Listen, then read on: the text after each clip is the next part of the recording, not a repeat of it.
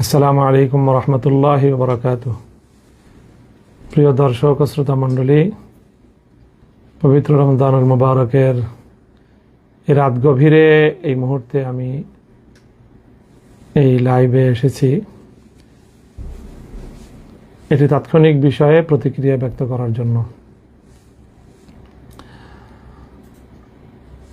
দর্শক শ্রোতা মণ্ডলী, আজ সারাদিন বিভিন্ন গণমাধ্যম এবং সামাজিক যোগাযোগ মাধ্যমে আপনারা একটি বিষয় লক্ষ্য করেছেন যে আজকে আমাদের ঢাকা 13 আসন মোহাম্মদপুর আদাবর শেরে বাংলানগর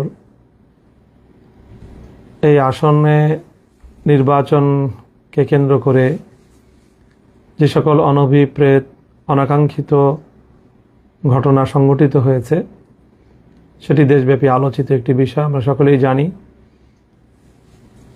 বিগত ত্রয়োদশ জাতীয় সংসদ নির্বাচনে যে আসনগুলোতে ব্যাপকভাবে ইলেকশন ইঞ্জিনিয়ারিং হয়েছে এবং জনগণের রায় ছিনতাই করা হয়েছে অত্যন্ত নগ্নভাবে, তার মধ্যে সবচেয়ে আলোচিত আসন হলো ঢাকা 13 আসন।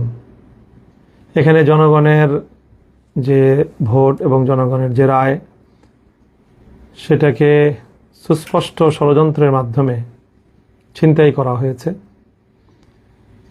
এবং সেই ছিনতাই কাণ্ডের সাথে অত্যন্ত দুঃখজনকভাবে বাংলাদেশের দায়িত্বশীল অনেকগুলো মহল এটার সাথে জড়িত। তার সুস্পষ্ট বিভিন্ন প্রমাণাদি এবং ঘটনা প্রবাহ আমাদের সামনে বিদ্যমান রয়েছে। সেই সাথে আমি এই কথাও বলতে চাই যে এই নির্বাচনে আমরা আমাদের নির্বাচনকে নিয়ে আমরা আমাদের অভিমত ইতিমধ্যেই একাধিকবার ব্যক্ত করেছি। নির্বাচনটি ছিল দৃশ্যত সারাদিন অনেকটাই শান্তিপূর্ণ, সুশৃঙ্খল এবং মানুষের ব্যাপক আগ্রহ এবং উদ্দীপনা উৎসাহ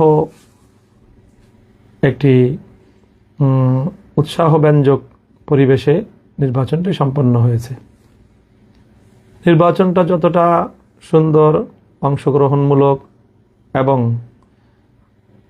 মানুষের উদ্দীপনার মধ্য দিয়ে আয়োজিত হয়েছে, কিন্তু সন্ধ্যার পর থেকে ফলাফল গণনার ক্ষেত্রে তার রিফ্লেকশন এবং তার যথাযথ বাস্তবায়ন আমরা দেখতে পারিনি।